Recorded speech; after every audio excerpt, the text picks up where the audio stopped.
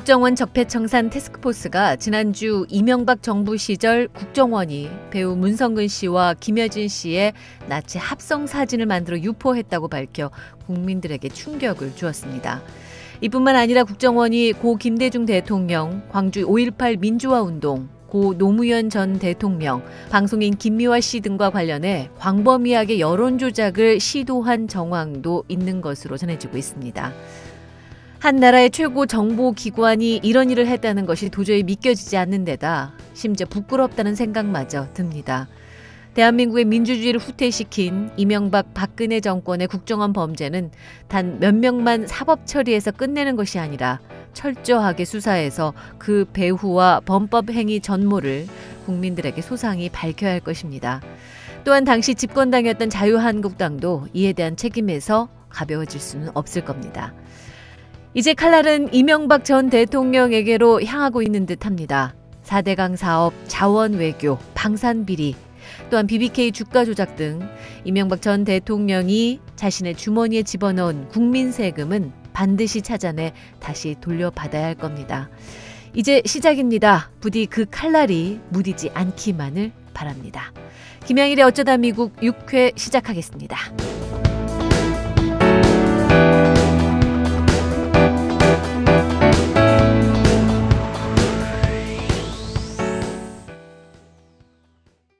이번 주 해외 소식입니다.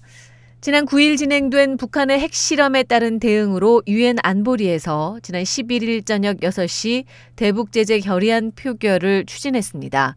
이에 대한 반대 시위가 미주 지역에서 있었는데요. 8월 20일부터 사드 즉각 철거, 북미 평화협정 체결, 미군 기지 환수 등을 요구하며 미주 지역에서 원정 투쟁을 진행 중인 민중민주당 미국 평화원정단이 9월 11일 오전 9시부터 12일 오전 9시까지 뉴욕 유엔 본부 앞에서 졸속적인 대북 제재 반대, 평화협정 촉구를 위한 24시간 릴레이 1인 시위를 벌였습니다. 이날 시위에는 유학생과 동포 평화활동가 등이 참여해 새로운 대북 제재 결의안에 반대하는 구호를 외쳤습니다. 반전 평화활동가인 니디아는 일본 식민 지배에 이어 미국에 의해 고통받아온 한반도에 이제 평화와 통일이 찾아와야 할 때며 미국의 대북 제재를 반대한다고 말했고, 전국 전쟁 세금 저항 조직 위원회 소속 반전 평화활동가 루스는 미국은 전쟁을 일으키려는 것을 그만두고 대화와 협상을 시작해야 한다며 시위에 동참했습니다. 이날 시위는 민중민주당 페이스북 라이브 방송을 통해 미국을 비롯한 전 세계에 실시간으로 공유됐으며 지지의 글들이 이어졌습니다. 특히 24시간 시위를 이어가는 원정단에게 샌드위치와 피자, 김밥 등을 가져다주는 동포들의 격려와 관심도 이어졌습니다. 두 번째 소식입니다. 독립적이고 평화로운 호주 네트워크 IPAN은 호주 전역에 60여 개가 넘는 평화와 반전, 공동체 단체들 그리고 노조들을 망라한 네트워크로서 올해 네 번째 연간 회의를 지난 9월 8일부터 10일까지 호주 남동쪽 멜버른의 해안가에 위치한 호주 해양노조 건물에서 가졌습니다. 이번 평화회의에는 약 160명의 평화활동가들이 참여해 기지 반대와 반전, 노동 등 평화 관련된 여러 주제로 이야기를 나눴는데요. 특히 이번 평화회의에 참석한 한국인 평화활동가들은 슬라이드 자료를 통해 호주 평화운동가들에게 사드 배치 반대 저항과 탄압, 미국의 한국에 대한 군사화 및 한반도 상황, 북핵 및 군사 기지 문제 등의 한반도 상황을 알렸습니다. 회의에 참석한 호주 활동가들은 이들이 소개한 한반도 평화 이슈에 대해 듣고 뜨거운 관심을 보였다고 합니다.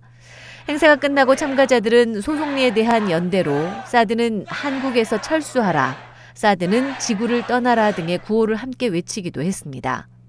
IPAN이 이번에 발표한 2017년 성명서는 모두 2페이지인데 마지막 부분에 한국에 관한 다음과 같은 내용도 포함하고 있습니다. IPAN은 한반도에서 미국 군대들, 기지들 그리고 사드 시스템을 철수시키려는 한국민들의 열망을 지지한다. 이는 한국민들이 그들의 나라에서 평화로운 해결을 위해 일하는 것을 가능하게 할 것이다. IPA에는 또한 국가 이슈별로 별도의 결의안들을 만들기로 했는데요. 한국과 관련된 결의안에서 호주 정부의 한국에서 벌어지는 합동 군사 연습들로부터 철수하고 한반도 갈등의 평화로운 해결을 위해 일할 것을 호소했습니다. 그리고 북한에게는 핵과 미사일 실험 중단을, 한국과 미국에게는 전쟁 연습 중단 및 대북 제재 중단, 북한과의 평화로운 대화를 촉구했습니다. 또한 성주 소송리와 김천, 제주 강정마을에 연대 메시지도 보냈습니다. 모든 공식 일정을 다 마친 후 12일 떠나기 전에 비가 오는 날씨에도 15명이나 모여 멜버른 미 영사관 앞에서 사드 철수 피케팅을 하기도 했습니다. 시위 참가자들은 특히 미국이 사드 레이더를 중국과 러시아에 가까운 한반도에 도발적으로 설치한 것이 얼마나 치명적으로 전쟁의 위험을 불러일으키는지에 대해 인식을 같이 하며 미군 철수 구호를 외치기도 했습니다. 다음 소식입니다. 트럼프 정부가 발표한 80만 명에 달하는 청년들을 추방하는 다카 폐지를 반대하는 시위가 지난 9월 10일 오후 3시경 로스앤젤레스 다운타운 메가더 공원에서 있었습니다. 이날 다카 폐지 반대 시위에는 수천 명의 현지인들이 참여해 오후 7시까지 가드 시위를 했습니다. 한편 이 자리에는 다카 폐지를 찬성하는 10여 명의 사람들도 참여했지만 경찰의 협조로 충돌은 없었습니다. 당시 다카 폐지 반대 시위대를 향해 지나가는 차량들이 경적을 울려 환호해주기도 하고 거리에 있던 사람들도 같이 구호를 외치며 박수를 보내기도 했습니다. 이날 시위에 참여했던 내일을 여는 사람들 김미라 대표로부터 자세한 얘기 들어보겠습니다. 이 LA에서 있는 그 엔설을 비롯해서 많은 단체에서 준비를 하셔서 다카 폐지 반대하는 시위를 다운타운에서 하신다고 해서 제가 참석하게 됐습니다. 한인분들은 제가 알고 지내는 지인분들을 비롯해서 그다음에 UCLA에서도 그 한인 학생들이 많이 참석해줬고요. 그렇게 해서 한인분들은 한 50명 정도 참석하신 것 같아요. 아무래도 지금 트럼프 정부에서 트럼프가 이것을 바로 폐지하지 않고 6개월 유예 기간을 둔 것은 의회랑 그다음에 국민들에게 문제점을 던져놓은 거라고 저희는 생각을 해요. 그렇기 때문에 이대로 가만히 있는 것보다는 국민들이 다카 폐지를 하면 어떤 결과가 나온다라는 것을 저희가 목소리를 내고 의회에 그것도 또 목소리를 내고 그다음에 제가 알기로는 다카 프로그램을 지지하는 많은 기업들이나 아니면 단체들이 있는 걸로 알고 있어요.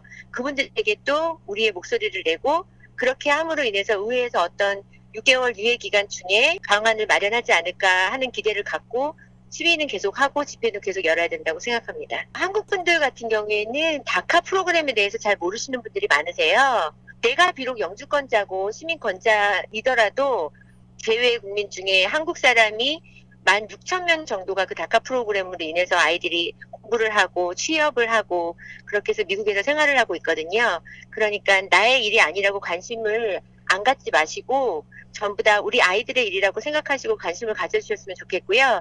그래서 집회를 하거나 아니면은 어떤 시위를 하는 현장에서 내일은 아니지만 같이 목소리를 내주시면 그 다카 프로그램으로 인해서 힘들어하는 아이들에게 좀 힘이 될 수 있을 거라고 생각합니다. 지금까지 LA 다카 폐지 반대 시위에 참여했던 내일을 여는 사람들 김미라 대표였습니다. 다음 소식입니다. 문재인 대통령이 오는 9월 18일부터 22일까지 뉴욕을 방문합니다. 이번 방문을 통해 문재인 대통령은 제72차 유엔 총회 기조 연설과 정상회담, 동포 간담회, 2017 세계 시민상 수상, 평창 올림픽 홍보 등을 할 예정입니다.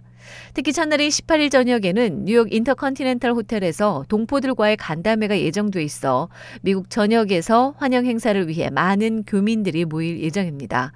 특히 역대 대통령들이 방미 중 가진 동포 간담회에는 한인 단체나 일반 시민 단체들이 중심을 이룬 반면 이번 문재인 대통령 뉴욕 방문 동안에는 자발적으로 모인 일반 시민들이 환영 행사에 대거 참여할 것으로 알려져 주목되고 있습니다.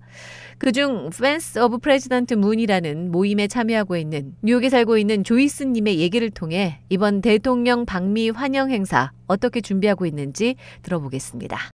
인원은 44명이고요. LA에 계신 분들도 계시고 플로리다, 워싱턴, 알래스카까지 계세요. 기부를 해주신다는 분도 계셨고 단체 티셔츠를 입자는 의견이 나와서 제가 또 그쪽 일을 조금 예전에 했어서 디자인을 할 때 중점을 둔 거는 이제 최대한 정치색이나 정당색 배제하고 뉴욕에 이제 처음 오시는 걸 기념을 해서 그 I love 뉴욕 티셔츠 모두들 아시잖아요. 거기서 NY를 MY라고 바꿔서 I love my president moon 해서 그렇게 티셔츠를 만들었어요. 참여를 못하는 대신 기부하겠습니다 하신 분들 덕분에 이제 배너 같은 것도 저희가 셔츠 디자인 모티브로 해서 만들었고요. 그리고 지금은 이제 너무 자발적으로 지지자들 얼굴을 이렇게 모아서 판넬을 만들고 계시는 분들도 계세요. 이게 손피켓 같은 것도 응원할 때 쓰시겠다고 막 반짝반짝한 거 그런 거 준비하는 분들도 계시고, 공식 행사에는 절대 방해가 되지 않는 선에서 이제 저희가 응원을 할 때 저희를 보시든 보시지 못하든 마음을 비우고 이제 지지자들이 응원을 하고 있다는 걸 알려드리려고 하거든요. 이제 아이들이랑 같이 이제 응원하러 나온다고 하시는 분들도 많이 계시고, 저희는 이제 그동안 문 대통령님이 보여주신 정치적인 행보, 그다음에 사람이 먼저다라는 가치 기준, 그리고 지금까지 살아오신 궤적, 그런 거에 반한 사람들이에요. 특히 저희 해외에 있는 지지자들은 한국의 대통령이나 한국의 정치, 경제 상황이 저희 아이덴티티에 크게 반영이 돼요. 지난 9년 동안은 정말 입에 담기 어려운 부끄러운 상황들이 많았잖아요. 그래서 한국인으로서 정체성의 상처를 많이 입었는데 촛불혁명, 그다음에 문재인 대통령 당선을 거치면서 그 상처가 치유가 되고 있어요.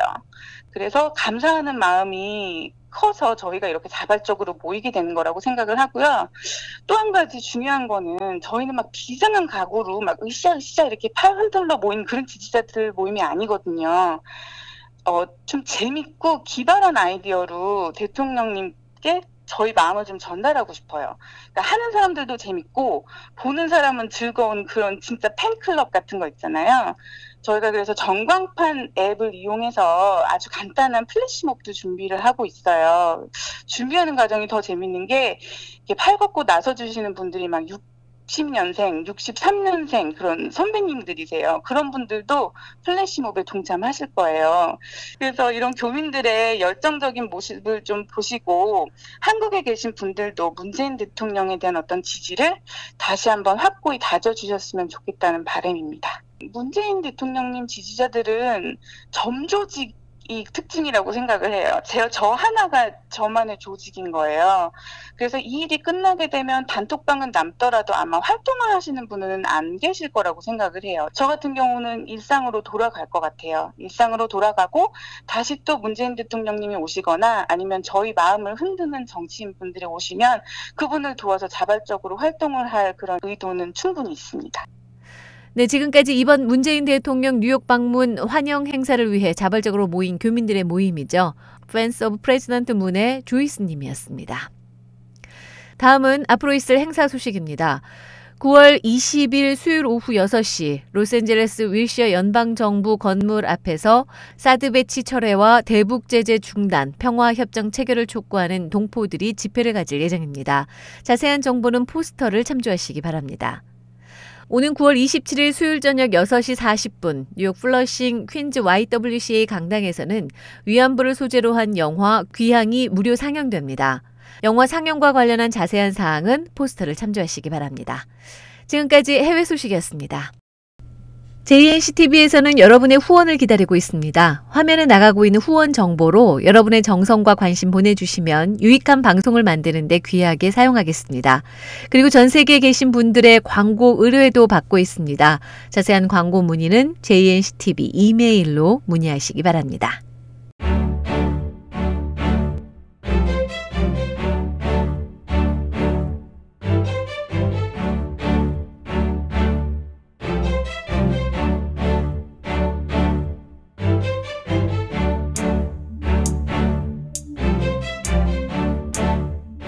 최근 북한이 대륙간 탄도미사일과 핵실험을 강행하면서 미국을 비롯한 주변국들과의 긴장 관계가 극에 달했습니다.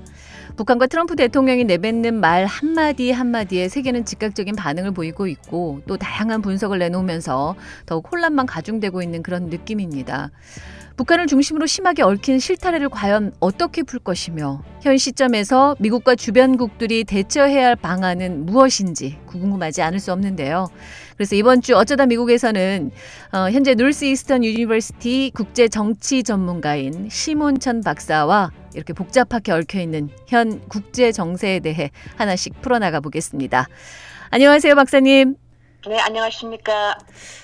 지난 5일 북한의 핵실험으로 전 세계가 충격에 빠졌는데요. 우선 가장 중요한 건 미국의 대응 방안 아니겠습니까? 트럼프 대통령은 모든 옵션이 테이블에 있다 이렇게 여러 번 밝혔고 또 국무부에서는 외교적 해법을 찾겠다고 나섰는데 앞으로 미국이 북한 대응 방안을 어떻게 해나갈 거라고 보세요? 네, 저 개인적인 견해로는요, 아마 미국의 그 북한 대응은 당분간은 그 강경론, 경제 제재로 그렇게 지속될 것 같습니다. 왜냐하면은, 물론 미국 내 외교 문제에 관해서는 한 목소리는 아니지만, 2차 대전 이후, 특히 그리고 한국 그 전쟁 이후 아주 거대하게 커진 그 펜타곤, 미국 내 그 군산 복합체, 이 사람들의 이익이 워낙 거대하다 보니까 끊임없는 그러니까 전쟁과 갈등 없이 이 사람들의 이익이 뭐 그야말로 파산될 거잖아요. 네. 그뿐만 아니라 남한 내에서도 이런 군산 복합체와 이익을 공유하는 그런 분들이 많으니까 아마 한반도의 그 갈등 전쟁이 더 크면 클수록 미국으로서는 사실 미국의 이익은 더 커진다 이렇게 보거든요. 네. 그래서 당분간은 미국은 거의 강경론으로 갈 것 같습니다. 근데 세 가지 변수가 아마 미국의 그런 정책에 아마 변화를 가져올지도 모르는데요. 네. 네, 하나는 그 중국과 러시아가 미국의 그 경제 제재라든가 거기에 대해서 조금 미온적인 태도를 보이잖아요. 네. 혹시 중국과 러시아 아까 그 예를 주장하는 더블 프리즈 그런 곳에서 아마 대안이 조금 커진다면은 아마 미국의 강경론에 대한 변화가 올 것 같고요. 네. 두 번째는 조금 재밌는 것이 아마 한국 정부의 특히 우리 문재인 정부의 태도가 아마 변수가 될 수도 있다고 봐요. 그 예를 들면은 만일 문재인 대통령이 문재인 대통령 외교팀이 강력하게 북미 외교 로비를 한다든가 그렇게 이제 한다면은 사실 미국으로 봐서도 한국을 무시하긴 힘드니까 아마 미국 그 정책의 변화가 오지 않을까 그렇게도 보고요. 세 번째는 제가 조금 관심이 가장 많은 것이 그 여론입니다. 예를 들어서 아주 외교적으로 아주 국제 여론이 이제 많이 뭉쳐진다면은 미국 외교 엘리트 내 그 균열을 가져올 수가 있거든요. 그건 또 어떤 의미인가요? 그러니까 예를 들어서 트럼프 우리가 보통 생각하기엔 미국이라면 미국 트럼프만 보고 있는데 그 미국 트럼프 행정부 내에서도 여러 가지 견해가 많습니다. 예를 국무장관이랑 국방장관 그리고 CIA, 펜타곤 이렇게 그 사람들이 꼭 같은 정책을 지지하는 건 아니거든요. 네. 그러니까 경쟁을 하는 거죠, 이 사람들도. 그래서 이제 만일에 그 지속적인 그냥 강력한 그 여론이 이제 외교 쪽으로 쏠리면은 이 엘리트 이 사람들 자체가 균열을 가져오고 그것이 만일에 미국 내 그 내년 차기 선거 지방선거 그다음에 의회 선거 그다음에 뿐만 아니라 그 트럼프를 대항하게 될 그 차기 대선 후보 그렇죠? 이 사람들의 오피니언에 영향을 미칠 수 있다면은 제가 생각에는 아마 현재 그 미국 강경론에 대한 변화가 오지 않을까 그렇게 저는 보고 있습니다. 근데 그 구체적으로는 사실 근본적으로는 이겁니다. 정치학적으로 봐서 사실은 냉전 상태가 권력을 장악하고 있는 지도층들에게는 가장 유리하죠. 소식 문재인 대통령도 지금 지지율 거의 70% 계속 가고 있지 않습니까? 그리고 아베도 지지율 올라간대요. 북한 미사일 쏘면 아베 지지율이 올라가고 그렇죠. 트럼프 지지율도 올라가고 그 문제는 뭐냐면은 전쟁 상태가 이 권력을 장악하고 있는 사람들은 아주 유익하다. 네, 그렇게 요약할 수가 있는 것 같습니다.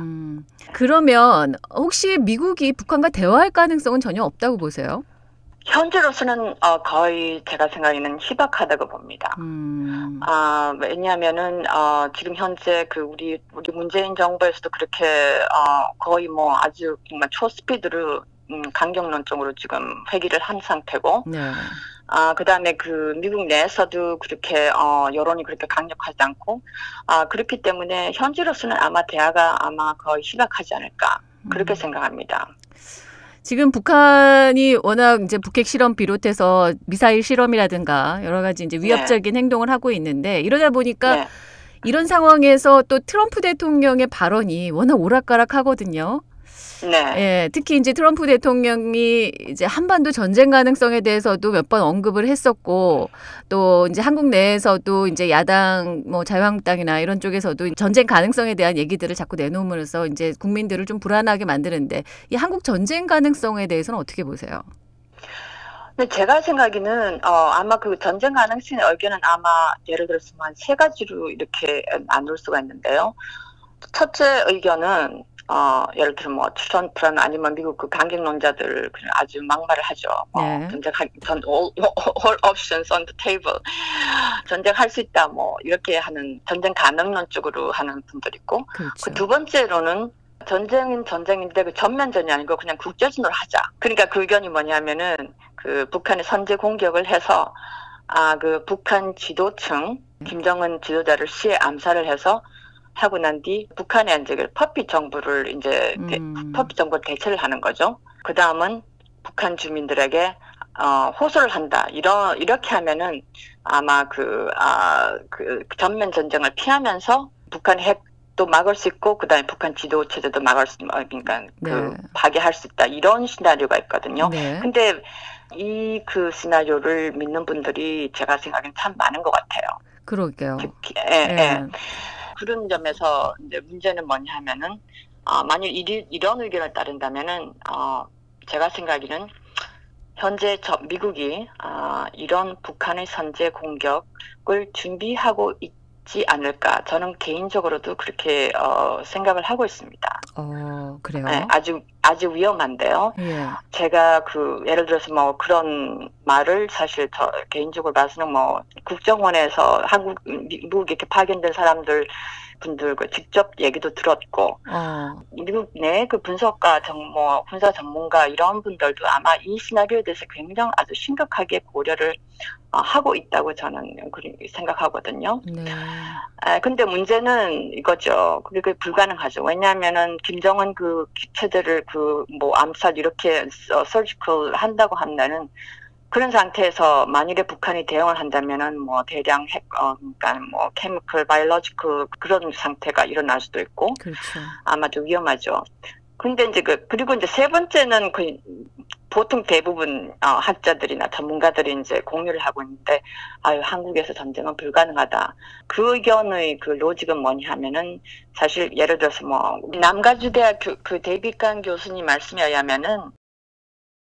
전쟁은 불가능하다. 왜냐하면 한반도를 둘러싸고 있는 6대 강대국들 그리고 남북한에 완전히 힘의 균형이 되어 있고 그다음에 우리 영어로 말하면 그 디터런스가 되어 있다는 거죠. 그리고 그렇기 때문에 한국에서 많은 거의 대부분 거의 60-70% 전문가들은 전쟁은 불가능하다 이렇게 믿고 있습니다. 그런데 이제 저도 이제 거기에 동의하는 입장이지만은 제가 가장 우려하는 거는 특히 그 한미 전쟁 게임 1년에 2번씩 특히 대거를 한미 전쟁 게임 그다음에 훈련 말씀하시는 거죠?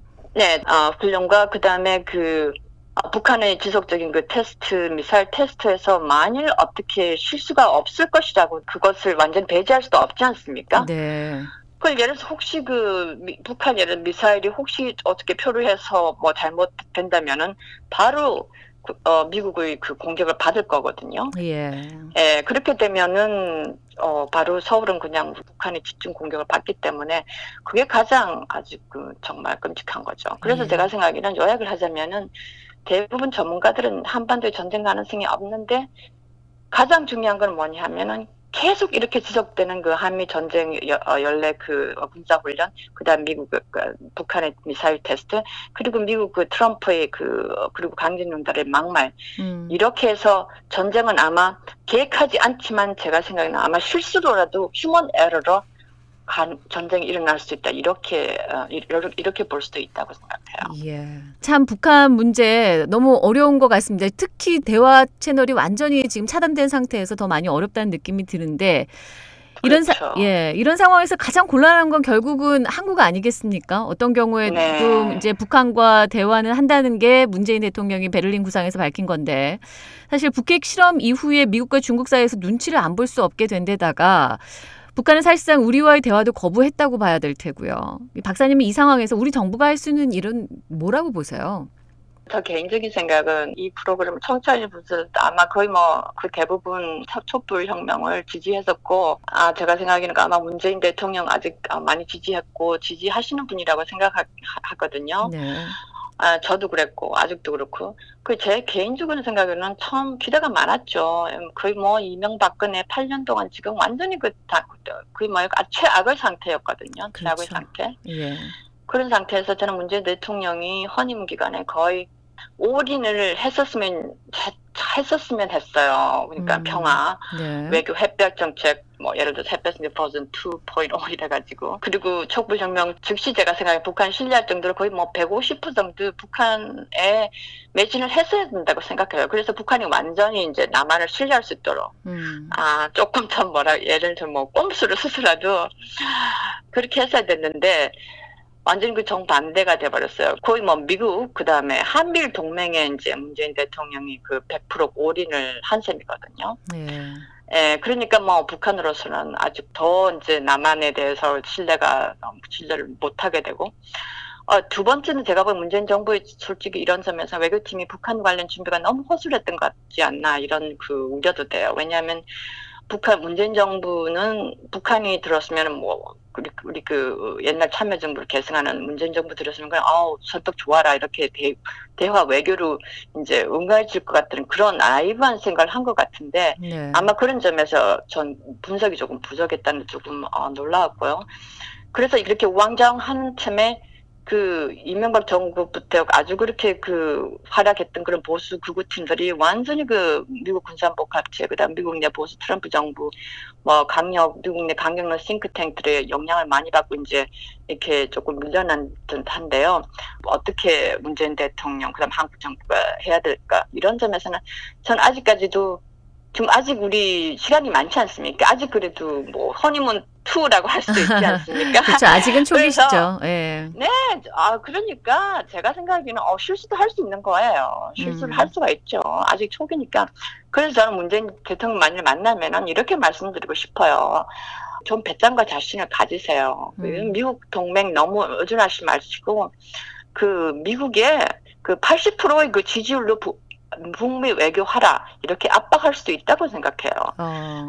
예를 들어서 아시겠지만 사실 미국 사람들은 컬처가 자기 주장하고 막 큰 소리 치는 사람을 잘 존경하거든요. 그렇죠. 근데 우리 한국 정부는 컬처가 우리 그렇잖아요. 외국인들 그렇게 겸손하고 예의하고. 예. 문재인 대통령 정부는 너무 한국 보수 세력이 그냥 오래 겁을 먹고 그분들이 비판에 신경을 너무 많이 쓴 것 같아요. 그래서 너무 미리 겁을 먹고 한마디로 하면 누가 더 북한의 대북 강경론 경쟁을 하는 것 같아요.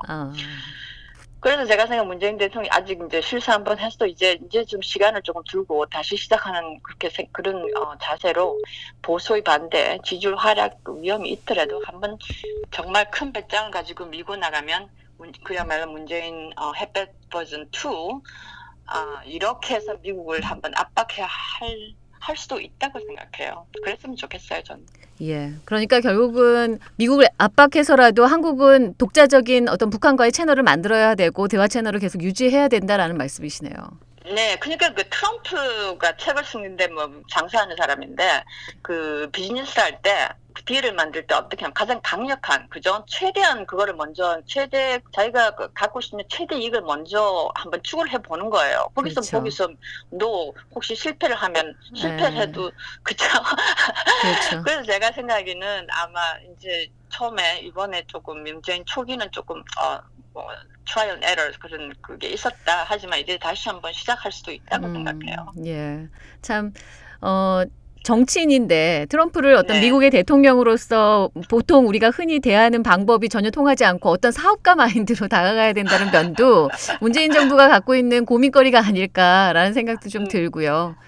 네. 예, 또 이 문재인 대통령이 이제 노무현 대통령 시절에 김정일을 상대를 했지만 지금은 또 김정은이라는 또 새로운 지도자를 어떻게 다뤄야 하고 또 어떻게 지금 난관을 헤쳐나가야 될지 아마 고민이 많고 할 거라는 생각이 좀 드네요. 그런 점에서는 사실 제가 생각하기에는 문재인 대통령님께서 사실 북한에 대해서는 아주 솔직히 말해서 그 다른 사람들에 비해서 아주 좀 경험도 많고 특히 그 노무현 대통령 그래서 그 우리 햇볕 정책 그다음에 그런 점에서 아주 남북 대화 같은 면에서 아주 실무 담당을 하신 분인데 그죠? 그런 점에서는 아마 문재인 대통령도 아마 저는 한번 이제 지금 준비를 하고 있다고 저는 생각해요. 그 문정인 교수님도 말씀하시길 이게 사실인지 모르지만 큰 그림을 그리고 있다 이런 말씀을 들었거든요. 그 청와대 내에서 큰 그림이 무엇인지 모르지만 한번 기대를 해봐야죠. 알겠습니다. 시간을 두고 이제 문재인 정부가 앞으로 어떻게 대책들을 세워나갈지 좀 지켜봐야 될 필요가 있겠다라는 말씀이신 것 같습니다. 그런데 지금 뭐 자유한국당 일부에서 이거는 또 미국에서도 이제 뭐 그런 일부 주장이 나오기도 했는데 전술핵 배치 이 문제에 대해서는 좀 어떻게 생각하세요? 모두들 반대하죠. 이번에 와서도 미국 의원들도 만나서도 그건 뭐 조금 망신만 당하는 것 같고, 근데 이제 이 사람들은 제스처인 것 같아요. 미국도 반대하고 거의 대부분 반대하니까 그건 현실성이 없는 것입니다. 전혀 불가능하다. 이거는 말도 안 된다라는 입장이시네요. 그리고 일부에서는 또 북한을 핵 보유국으로 그러면 그냥 인정해라 이런 의견도 있거든요. 여기에 대해서는 어떻게 생각하세요? 그런 점에서는 사실 많은 분들이 사실 그 현실성이 있다고 생각하거든요. 이미 북한은 그 핵 보유국으로 인정을 받지는 않았지만 핵을 보유하고 있잖아요. 그렇죠. 근데 이 점에서 사실 뭐 차를 인정해서 북한 그냥 핵 검증할 수 있게 하고 그런 주장이 미국 내에도 있어요. 지금 여기 한 가지 제가 말씀드리고 싶은 것은 문제는 이거예요. 과연 미국의 이건 조금 사이콜로지컬 심리적으로 말해서 북한같이 미국이 그렇게 그러니까 아주 그냥 깡패 국가로 전혀 국가 한 나라로도 인정하지 않는 나라를 핵 보유국으로 그러니까 동등하게 미국이 과연 그죠? 미국 자존심으로 인정할 수 있겠는가? 그 두 번째는 미국으로 봐서 북한 같은 그런 약소국이 과연 미국에 대한 자주국방 능력을 있게 한다는 것 자체가 불편하고 인정할 수가 없다는 것이고요. 그래서 아마 그런 점에서는 걸림돌이 아닐까 이렇게 생각해요. 뭐 전혀 가능성 없다라고 보시네요. 알겠습니다. 지난 15일에 또 북한이 미사일을 태평양 상공으로 날려보냈습니다. 여기에 대해서 이제 수년째 유엔에서도 북한 제재를 해왔고 그런데도 그렇게 효과가 있지는 않았고요. 또 중국과 러시아가 북한에 대한 경제적 지원을 중단할 것 같지도 않고요. 어떻게 하면 이런 북한의 위험 도발 앞으로도 계속될 것 같은데 멈추게 할 수 있는 방법 없을까요? 네, 가장 쉬운 방법은 미국이 북한에 대한 도발을 멈추는 것입니다. 사실 북한은 외교가 진행되는 상태, 예를 들어서 육자회담이라든가 아니면 북미 대화가 된 상태에서는 미사일 실험이라든가 핵 실험을 뭐 중단을 하거나 뭐 동조까지 한 그런 선례가 있잖아요. 어떤 형태의 외교든지 외교가 가장 최상의 방법이고 경제 제재는 현재 지금 북한이 거의 미사일 핵 프로그램 마스터하는 시간을 벌게 해줄 수밖에 없다 이런 결론이 나오거든요. 그러니까 북한 같은 경우는 24시간 미사일 핵 프로그램은 지금 올인하고 있거든요. 그렇기 때문에 지금 가장 중요한 것은 아마 어떤 곳으로라도 대화를 외교를 다시 해야 되는 거고 거기에서 가장 중요한 변수가 저는 저희들이라고 생각해요. 우리 국민들. 왜냐하면 우리 그렇잖아요. 저를 비롯해서 우리 남한 솔직히 뭐 북한에 대한 관심 그렇게 없다고 봐야 하거든요. 그래서 남한 사실 북한에서 잘 살고 뭐 북한이 없어도 뭐 괜찮고 제가 생각에는 결국 이 문제를 해결할 사람들은 우리들이라고 생각해요.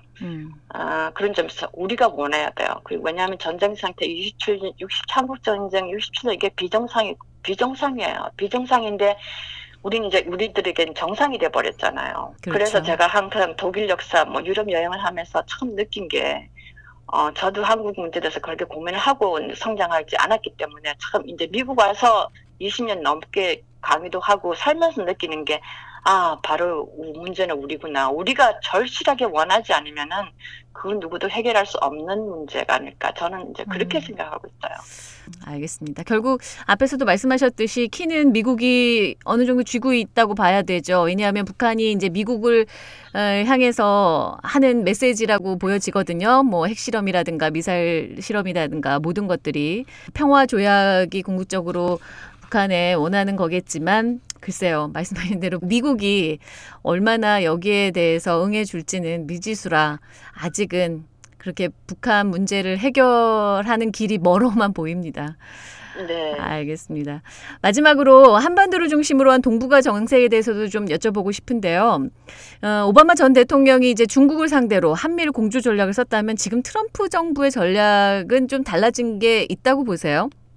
사실 트럼프가 그 후보 때는 그 오바마 정부의 대북 전략에 대해서 아주 강력한 비판을 하면서 뭐 김정은과 그 햄버거 외교도 하겠다 막 이런 식으로 나왔잖아요. 그렇죠. 기술적 당장 만나러 가겠다 뭐 이렇게도 표현을 했었고요. 그런데 이제 완전히 거의 뭐 강경론 쪽으로 가는데 그래서 한마디로 말하면 트럼프 정부 전략도 오바마 정부와 거의 달라진 것이 없습니다. 더 달라진 거는 오락가락. 네. 혼돈, 무식, 무전략. 그리고 뭐 아주 대책이 없는 거죠. 대책이 없고. 그 다음 트럼프 정부 내가 아직까지 굉장히 조금 솔직히 말해 디스오그나이즈 거의 뭐 이렇게 체계가 안 잡히는 것 같아요. 그렇죠. 그리고 또 하나는 이제 독일 외교관 한 분이 하신 말씀이 있는데 그분이 이제 개인적인 사적인 대화의 사실 말씀이래요. 많은 사람들이 미국 외교인처럼 뭐 거창하게 이 사람들 뭐 비전 갖고 하는 것 같은데 사실 미국은 외교에 그렇게 장기적인 계획이 없대요. 없고 그러니까 외교관이 그런 말씀을 하시는데 근데 제가 말씀드리고 싶은 것은 미국 정부 아주 거창하게 무슨 뭐 계획이 있는 것 같지만 어떤 면에서는 거의 항상 이 사람들은 한국의 현재 영구적인 전쟁 상태가 미국으로 봐서는 그렇게 뭐 가장 도움이다. 결국 이 시대에 주인공은 아마 우리가 아닐까, 그죠? 우리 세대에서 한국 전쟁이 끝이 나야 되고, 결국 우리가 이렇게 영원히 그죠? 그러면 지금 67년 동안 잃어버린 시간을 누가 보상하겠어요? 네. 남북한 한민족. 지금 현실에서 지금 우리 한반도 분단 문제에 대해서 젊은 세대들 그리고 우리 세대들이 더 많은 관심을 가지고 특히 우리 미국에서 우리 여기 아직 더 많은 자유를 누리고 있는 여유가 있는 저희들이 정말 이번에는 정말 역사적인 그런 책임감 의무감을 가지고 조금 정말 노력을 많이 했으면 좋겠습니다. 예, 맞습니다. 뭐 어쨌든 한반도 문제는 우리는 그 문제의 당사자들이거든요. 네. 미국은 전 세계의 많은 문제들 중에 하나일지 모르지만 결국 당사자인 우리가 나서서 이 한반도 문제 해결에 실마리를 풀어가야 되지 않을까 이런 말씀이신 것 같네요. 네. 알겠습니다. 오늘 말씀 여기까지 들어야 될 것 같습니다. 네, 고맙습니다. 네, 감사합니다. 네, 지금까지 노스 이스턴 유니버시티 국제 정치 전문가 심원천 박사였습니다.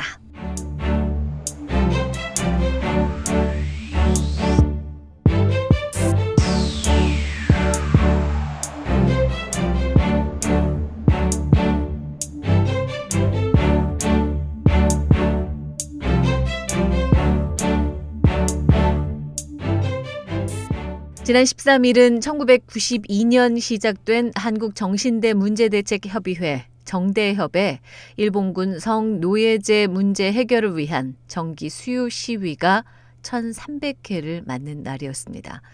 지난 25년여 동안 과연 일본군 위안부 문제 해결은 어느 정도나 진척이 됐을까요? 이제 위안부 할머니는 불과 35명밖에 남지 않았고요. 심지어 지난 2015년에는 한일 위안부 합의까지 있었습니다. 조금씩 국제사회의 인식이 변화되고 있다고는 하지만 정작 이 문제의 해결 열쇠를 쥐고 있는 일본은 꿈쩍도 하고 있지 않습니다. 문재인 정부 들어서도 한일 합의 재협상에 대한 논의는 아직도 지지부진한 상황인데요. 그래서 오늘은 수요 집회 1300일을 맞아 이 문제에 대한 국제사회 인식 수준은 어디까지 왔는지 외신을 통해 알아보겠습니다. 오늘 외신 브리핑도 김대비 기자 연결돼 있습니다. 안녕하세요. 네, 안녕하세요. 네, 오늘은 말씀하신 것처럼 지난 7일자 알자지라가 보도한 위안부 관련 기사를 중심으로 위안부 문제에 대해 자세히 다뤄보겠습니다. 먼저 알자지라는 지난 25년간 서울 중심에 있는 일본 대사관 앞에서 매주 수요일에 진행된 위안부 집회가 1300회를 맞았고 이 시위는 세계에서 가장 오랫동안 진행된 것이라고 전하면서 수요 집회에 대해 자세히 소개하고 있습니다. 한국인들은 이 수요 집회를 통해 일본 제국에 의해 강제로 성노예가 된 약 20만 명의 위안부 여성 피해자들에게 일본 정부의 사과와 보상을 요구한다고 전했습니다. 또한 많은 국민들이 위안부 할머니들을 기리는 국가기념일 제정을 요청하기로 결정했고요. 문재인 대통령도 이에 동의했다고 전했습니다. 국가기념일 제정한다고요? 구체적으로 어떤 내용이죠? 네, 1991년 8월 14일은 위안부 강제동원 피해자인 고 김학순 할머니가 기자회견을 통해서 위안부 강제동원의 실상을 전 세계에 알린 날인데요. 네. 이를 기념하기 위해서 2013년부터 시민단체들은 8월 14일을 위안부 기림일로 정하고 기념 행사를 하고 있습니다. 한국 정부가 올해 발표한 국정운영 5개년 계획을 보면 위안부 피해자 기림일을 국가기념일로 2018년에 제정할 예정이며 이에 일본 정부는 공식적으로 항의를 했다고 합니다. 일본이야 당연히 항의하겠지만 문재인 대통령이 동의했다는 걸 보니까 내년에 실현되는 건 그렇게 어렵지 않아 보이네요. 예, 알자지라에서도 여기에 대해 청와대 대변인과 국회 대변인에게 문의를 했는데요. 답변은 얻지 못했다고 합니다. 그러나 내년에 제정할 계획이라는 국가계획서를 보면 저도 기념일 제정에 대해서는 긍정적인 생각이 듭니다. 예. 계속해서 알자지라 보도 내용 더 살펴볼까요? 네, 알자지라는 2015년 한일 위안부 협정에 대해서도 언급을 했는데요. 아베 총리가 박근혜 정부에 지원금을 출연하고 일본인들은 이 문제가 최종적, 불가역적으로 해결될 것이라고 생각했는데 이 사안이 한국 사회에 얼마나 깊게 뿌리내려져 있는지를 일본인들은 오판을 했다고 지적했습니다. 그리고 이런 논란의 중심에는 소녀상이 있다고 전했습니다. 그렇죠. 협상 내용에 포함된 걸로 알려진 소녀상 철거 문제로 한동안 국민들이 분노하지 않았습니까? 알자지라도 여기에 대해 지난 8월 서울에서 시작된 사이버 시위인 비위안부 프로젝트의 김효진 크리에이티브 디렉터의 말을 인용해 보도했는데요. 김효진 디렉터는 소녀상은 결백함을 상징하고 이는 일본이 잊어버리고 싶어하는 것을 계속적으로 상기시키므로 그들의 심기를 건드린다. 일본은 이 문제를 돈으로 해결하려고 했지만 우리가 원하는 것은 돈이 아니다라고 말했습니다. 비위안부 프로젝트요? 말이 굉장히 좀 생소한데 어떤 프로젝트인지 소개해 주시겠어요? 네, 정식 명칭은 영어로 Uncomfort Woman 프로젝트입니다. 저희가 이걸 한글로 옮기다 보니 우선 비위안부 프로젝트라고 번역을 했는데요. 일본이 성노예 피해 여성들을 위안부, comfort woman이라는 약화된 표현으로 부르는 것에 불편함을 느껴 uncomfort이라는 표현을 써 uncomfort woman 프로젝트라는 이름을 붙였다고 소개하고 있습니다. 이 프로젝트는 소녀상으로 알려진 청동으로 만든 동상 위에 젊은 한국인들이 디지털 방식으로 자신의 얼굴을 합성한 사진을 인스타그램이나 페이스북 등에 올리면서 시작됐다고 하는데요. 한국에 거주하지 않아도 수요일 사이버 시위에 참여할 수 있고 심지어 일본인들도 이 프로젝트에 많이 참여를 한다고 합니다. 웹사이트에 가시면 더 자세한 참여 방법이 소개되어 있는데요. 웹사이트 주소는 uncomfortwoman.com입니다. 한국어와 영어로 페이지를 볼 수 있고요. 이곳에서 소녀상과 시위 참여도에 합성된 사진도 볼 수 있습니다. 김효진 씨는 이 프로젝트의 궁극적 목적이 국제 위안부 여성의 날 제정 요구에 동참하기 위한 것이라고 전했습니다. 예. 한국을 넘어서 국제 위안부 여성의 날도 꼭 제정됐으면 좋겠네요. 많은 분들이 이 프로젝트 참여하면 아마 좋은 결과가 있지 않을까 생각됩니다. 네, 계속해서 알자지라 보도 내용을 소개해드리면요. 문재인 대통령이 2020년까지 국립위안부 박물관을 설립하겠다고 언급했으며 정부의 승인을 기다리고 있는 상황이라고 보도도 있었습니다. 국립위안부 박물관 건립되면 일본 사람뿐 아니라 전 세계인들이 와서 이 위안부의 실상을 제대로 알 수 있는 기회가 될 것 같아요. 그렇죠. 알자지라는 위안부 나눔의 집 안신권 소장의 말을 인용해 서울에 있는 전쟁과 여성인권박물관은 시민사회 그룹에 의해서 운영되고 서울 밖에 있는 나눔의 집은 불교사회복지기관에 의해 운영이 되고 있는데 정부가 설립하고 운영하는 이번 국립박물관의 의미는 상당할 것이라고 전했습니다. 알자지라가 이번에 위안부 관련해서 상당히 자세히 여러 분야를 다뤘네요. 자, 이번에는 위안부 영화에 대한 외신 보도들도 있다고 하던데 소개해 주시죠. 네, 중국이 만든 위안부 영화 22가 지난주부터 미국에서 상영되고 있습니다. 외신들도 이를 보도했는데요. 먼저 보스턴 헤럴드는 32,000명 이상이 이 영화 제작을 위해 크라우드 펀딩에 참여했고, 영화는 2015년 제작을 시작해서 최근에 완성되었는데 당시 생존하셨던 22명의 위안부 중 일부는 사망했다고 보도했습니다. 영화 제목이 22인데 생존해 있는 그 중국인 위안부 할머니 숫자였군요. 네, 그렇습니다. 그리고 보스턴 헤럴드는 지금 80, 90대인 할머니들은 카메라 앞에서 자신들의 청소년기에 받은 취급에 대해 증언을 거부하기도 했지만 할머니들이 흘린 눈물은 70년대에 발생한 일들이 마치 어제 일어난 것처럼 만든다고 전했습니다. 워싱턴 포스트에서는 이 다큐멘터리 주제가 매우 충격적이라면서 2차 세계대전 당시 일본군에 의해 위안부 여성들이 강간, 고문, 감금 등을 겪었다고 전했습니다. 또한 일본에 의해 점령당한 중국에 약 20만 명의 성노예 여성이 있었는데 대부분은 중국인이고 한국인과 일본인도 포함되어 있다고 보도했습니다. LA 타임스도 보도했고요. 이 다큐는 중국에 있는 여성에 초점을 맞추면서 22명의 이름과 얼굴을 모두 공개했고요. 강간의 규모는 엄청나다고 보도했습니다. 이 여성들은 자신들의 비슷한 경험을 나누었다고 전하기도 했습니다. 이 영화가 한중 합작으로 제작됐다고 해서 많은 기대를 했는데 이게 정작 한국에서는 배급사가 나타나지 않아서 개봉을 못했고 현재 그 중국에서는 예상 밖의 큰 흥행을 하고 있다고 하죠. 다행인 거는 정권이 바뀌면서 한국에서도 곧 개봉할 예정이라고 하던데 사실 영화를 통해서 전달하는 메시지의 힘이 상당히 강하거든요. 이 영화에 대해서 외신에서도 이렇게 많은 관심을 갖고 보도하고 있으니까 이번 기회에 영화를 통해서 위안부의 진실을 전 세계에 알릴 수 있는 그런 기회가 되기를 바랍니다. 오늘 외신 브리핑은 여기까지 하겠습니다. 김대비 기자 수고하셨습니다. 네, 감사합니다.